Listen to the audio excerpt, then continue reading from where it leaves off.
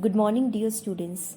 In the previous class, we have started with the second chapter of civics, that is diversity, prejudice, and discrimination.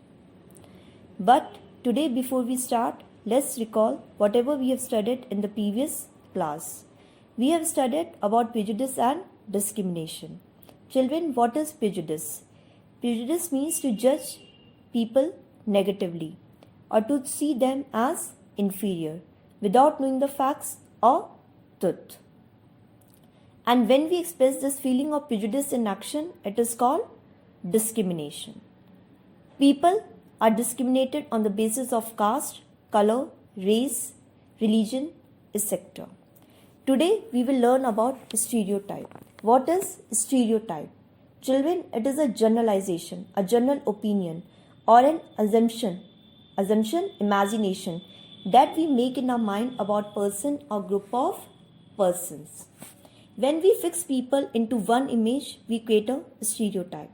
A stereotype fit large number of people into one pattern or type. Let me explain you with the help of few examples. A very common stereotype is boys are brave and they don't cry. Very often you have heard people saying when boys cry out of pain, they are told from the early childhood that don't cry, you are a boy, only girls cry. Why should it be that boys don't cry and only girls cry? One more example is girls should learn to cook because they have to take care of the family. Girls like pink and boys like blue. Children, all these are the perceptions or opinions or the fixed ideas that we have about person or a group of persons. And these perception and opinions are based on which region or place the people come from, which religion they belong to, gender, social status, and even the profession. There are more dangerous types of stereotyping which have resulted in the large scale killing of people of a particular group or race. During World War II, the Jews were stereotyped as being racially impure by Hitler, and the Nazis, the followers of Hitler, killed millions of Jews as a result of this stereotyping. Children, when we don't know much about the people, when we don't have much information about the people, and we start making assumption in our mind or start discriminating people, then start stereotyping. And this type of stereotyping is unfavorable. It is unfair. Children, you have heard people saying that those who belong to a particular country, religion, sex, race, or economic background are lazy, criminal, dumb. All these are the examples of stereotype. All of us have prejudice about people who are different from us. Children, in the previous class, I have told you that we feel safe and secure with the people who look like us. And those who are different from us, those who are not like us, we find them strange. And sometimes we form a negative opinion in our mind about them. So we should stop and think whether we are doing fair practice or not. Being unfair is bad. So stop and think. Unfair to those people. Children, stereotype stop us from looking each person as individual with special qualities. Definitely, each individual is different from other. Every individual has some special qualities and skill. But because of stereotype, we don't look at those qualities. So they fit number of people in one pattern only. It affects all of us and stops us from doing good things. Children, prejudice and discrimination can also lead to violence and death, as we saw during the anti-Sikh rise of 1984, and we continue to see every time communal riots break out in various parts of this country. If we need to put an end to prejudice, discrimination, and stereotyping, then each of us has to take a very brave stand. The next time jokes are made about a particular community or group, could opt not to laugh and a voice should be raised against it. Inequality and discrimination. Children, when does discrimination happens? When people act on their prejudice and stereotypes, discrimination happens. Inequality is another basis for discrimination. Inequality takes on various forms like the unequal distribution of wealth or the unequal status of man and women. And discrimination on the basis of inequality is different from that based on diversity. Diversity is variety, is a state of being different from one another. So, discrimination on the basis of inequality is different from that based on diversity. Now, the first one is economic inequality. Children, economic means financial status of a person.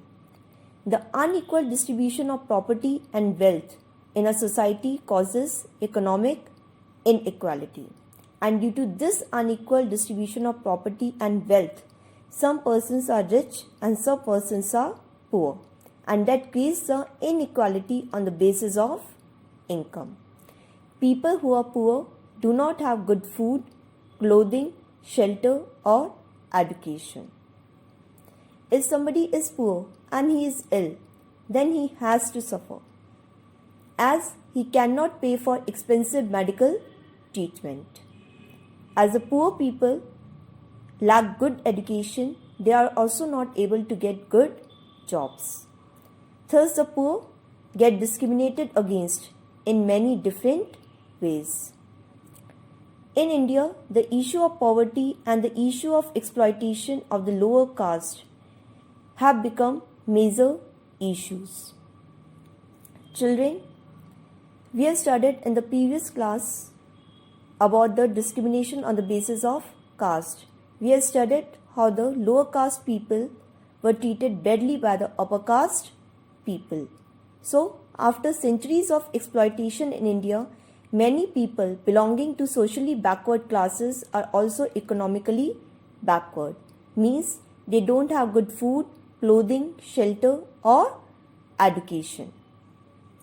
So, the various schemes has been launched by the government for the upliftment of these poor backward caste. The government has done a lot.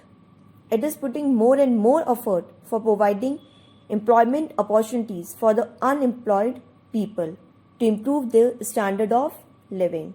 But due to lack of education and due to the basic problems, they are not getting those facilities like health and education, as they lack money, resources to purchase all these kind of services for them, and that's why still they are poor. So next, students, let's see about gender inequality. Gender inequality is a form of discrimination that has been practiced against women for hundreds of years now. Children, traditionally males have always enjoyed more position and power in India, whereas the females were discriminated against even before their birth, which reflects in the high rate of female feticide and infanticide. They are the two evils that prevalent not only in our villages but also in educated urban families. Female feticide refers to aborting the girl child in the mother's womb, and female infanticide is killing the girl child after her birth. Even the girl child is given less importance and attention in terms of healthcare, food, and education, whereas the boys are given more preferences. Some of the problems faced by the women are dowry. Dowry is, children, the things that has been given to a girl by her parents when she is married. Parda system, illiteracy, and physical abuse. Children, some of the laws, especially inheritance laws, are biased. Ours is a patriarchal society where the man is the head of the family and the family name is traced to the male line. In India, women are not given their share of their father's property even today. Though the law has given Hindu women equal rights to inherit property, it will be a long time before women are actually given a share of their ancestral property. So, the government has taken several steps to improve the status of women. Education of the girl child is given a lot of importance. Now, the government is providing free education to the girl child. The government has established special government girl schools where the girl child are given education free of cost. Even the laws are made against dowry and child marriages to improve the status of women. And it is believed if women are educated and economically independent, they will be able to understand and fight better for their rights. The Constitution has given special concession to women in various fields, in various jobs. A reservation of 33% of seats for women in Parliament has also been proposed. But children, it is an uphill task to remove centuries of injustice and humiliation by only acts of legislation. Prejudice continues to remain against particular caste, religions, and gender. Caste clashes, communal violence, fighting among people of different caste, violence due to this communal offense, and dowry deaths are common even today.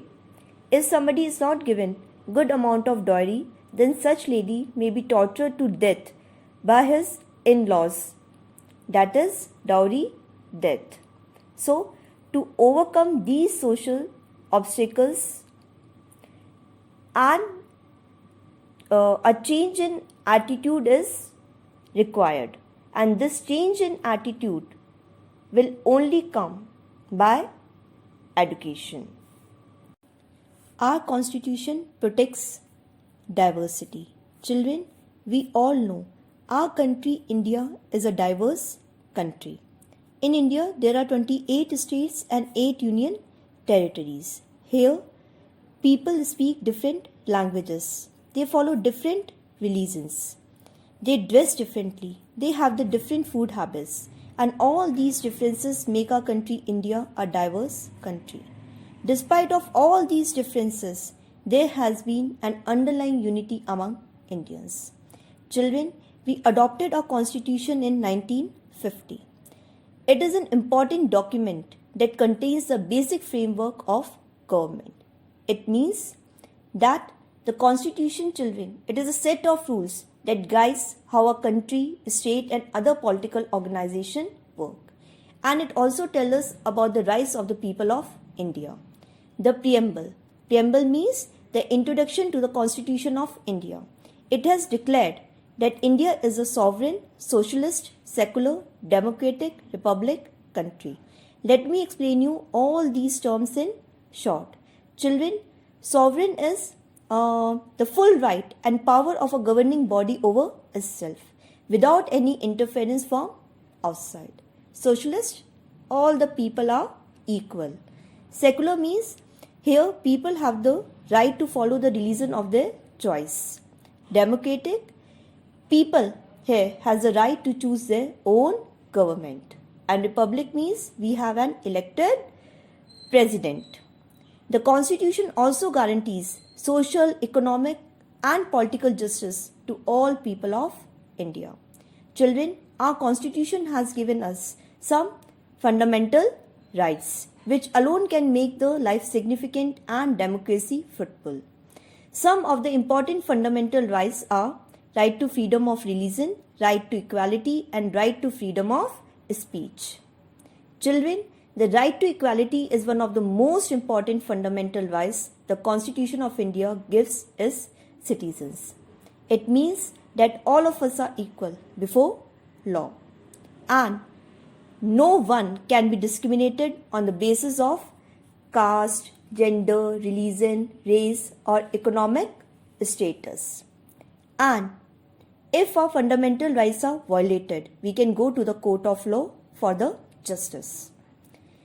Children, the fundamental rights also ensure that the citizens of India have the right to practice the religion of their choice. In our country, all the people are free to follow the religion of their own. Religious tolerance and humanism towards other religions is one of the pillars of India's secularism, and it can be maintained by all our harmonical and sincere efforts. So children, we can say the Constitution of India not only protects but also encourages diversity. Thank you.